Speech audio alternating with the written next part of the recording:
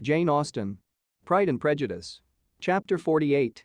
The whole party were in hopes of a letter from Mr. Bennet the next morning, but the post came in without bringing a single line from him. His family knew him to be, on all common occasions, a most negligent and dilatory correspondent, but at such a time they had hoped for exertion. They were forced to conclude that he had no pleasing intelligence to send, but even of that they would have been glad to be certain. Mr. Gardiner had waited only for the letters before he set off.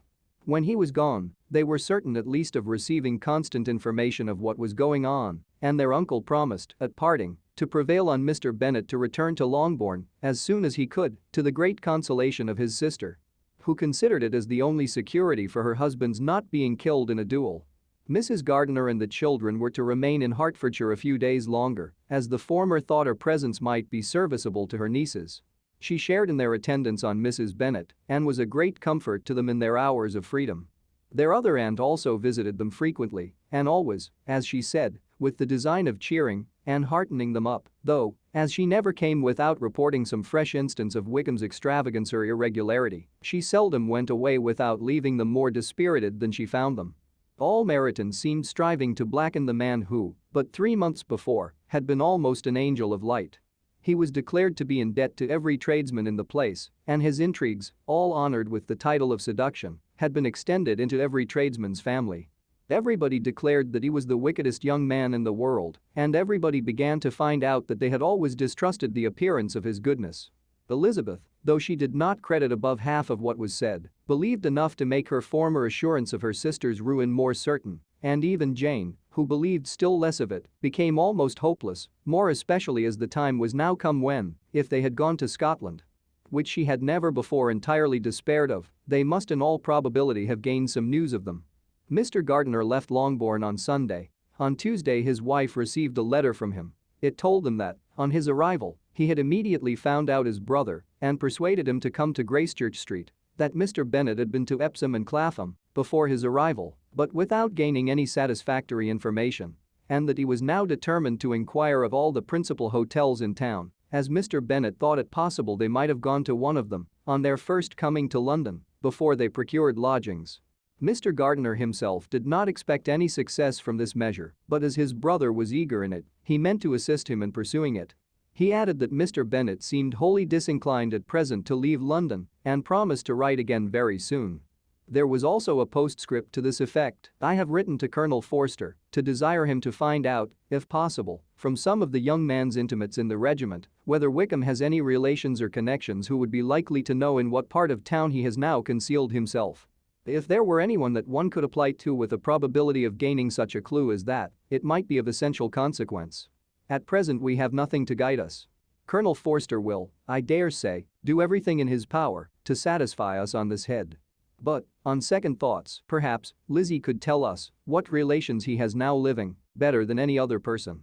Elizabeth was at no loss to understand from whence this deference to her authority proceeded, but it was not in her power to give any information of so satisfactory a nature as the compliment deserved.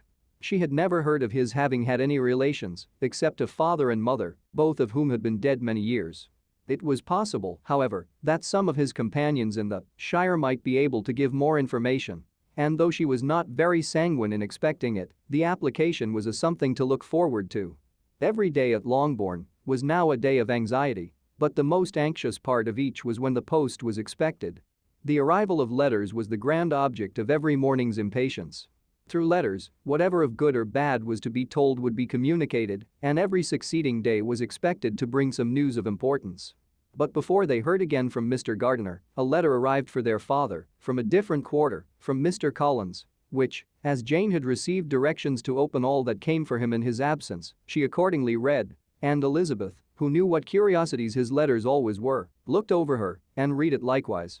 It was as follows: "My dear sir, I feel myself called upon, by our relationship and my situation in life, to condole with you on the grievous affliction you are now suffering under, of which we were yesterday informed by a letter from Hertfordshire. Be assured, my dear sir, that Mrs. Collins and myself sincerely sympathize with you and all your respectable family in your present distress, which must be of the bitterest kind, because proceeding from a cause which no time can remove. No arguments shall be wanting on my part that can alleviate so severe a misfortune, or that may comfort you, under a circumstance that must be of all others the most afflicting to a parent's mind. The death of your daughter would have been a blessing in comparison of this. And it is the more to be lamented because there is reason to suppose, as my dear Charlotte informs me, that this licentiousness of behavior in your daughter has proceeded from a faulty degree of indulgence, though, at the same time, for the consolation of yourself and Mrs. Bennet, I am inclined to think that her own disposition must be naturally bad, or she could not be guilty of such an enormity at so early an age. Howsoever that may be, you are grievously to be pitied, in which opinion I am not only joined by Mrs. Collins, but likewise by Lady Catherine and her daughter, to whom I have related the affair. They agree with me in apprehending that this false step in one daughter will be injurious to the fortunes of all the others, for who, as Lady Catherine herself condescendingly says, will connect themselves with such a family. And this consideration leads me moreover to reflect, with augmented satisfaction, on a certain event of last November, for had it been otherwise, I must have been involved in all your sorrow and disgrace.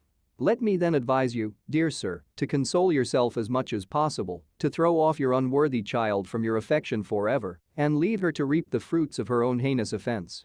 I am, dear sir, etc., etc. Mr. Gardiner did not write again till he had received an answer from Colonel Forster, and then he had nothing of a pleasant nature to send. It was not known that Wickham had a single relationship with whom he kept up any connection, and it was certain that he had no near one living. His former acquaintances had been numerous, but since he had been in the militia, it did not appear that he was on terms of particular friendship with any of them.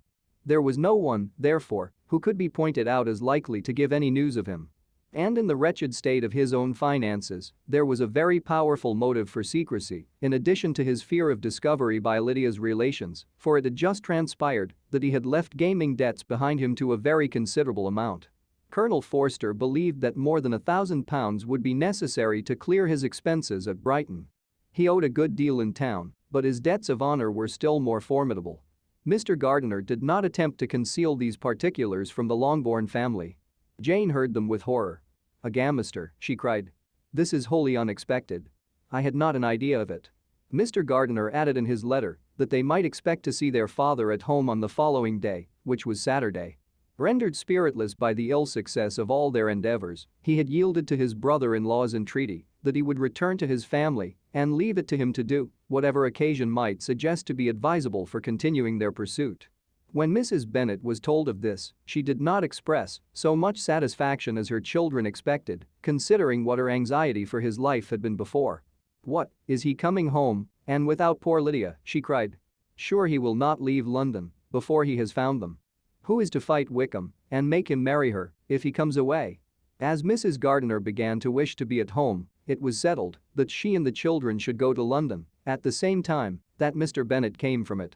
The coach, therefore, took them the first stage of their journey and brought its master back to Longbourn. Mrs. Gardiner went away in all the perplexity about Elizabeth and her Derbyshire friend that had attended her from that part of the world. His name had never been voluntarily mentioned before them by her niece, and the kind of half-expectation which Mrs. Gardiner had formed of their being followed by a letter from him had ended in nothing. Elizabeth had received none since her return that could come from Pemberley.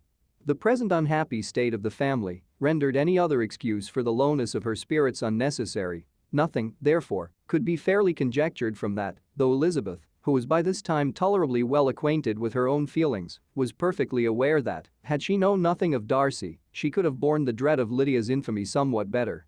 It would have spared her, she thought, one sleepless night out of two. When Mr. Bennet arrived, he had all the appearance of his usual philosophic composure. He said as little as he had ever been in the habit of saying, made no mention of the business that had taken him away, and it was some time before his daughters had courage to speak of it.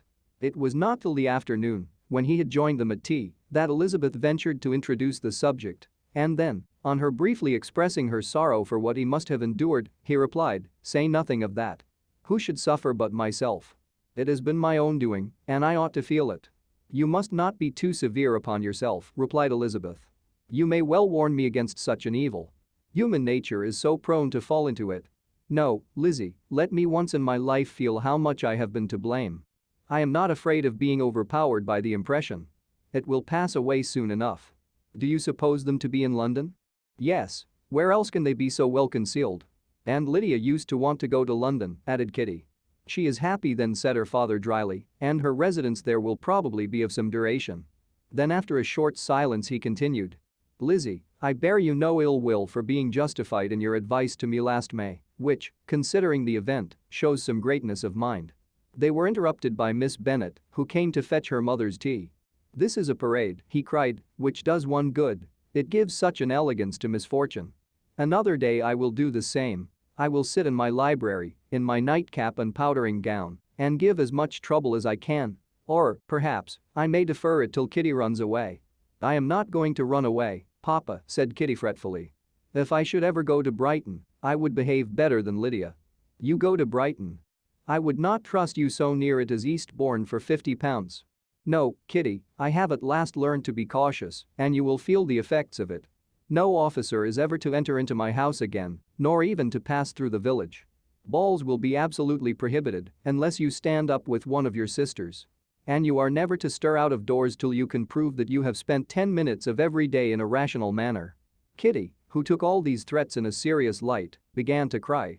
Well, well, said he, do not make yourself unhappy. If you are a good girl for the next 10 years, I will take you to a review at the end of them.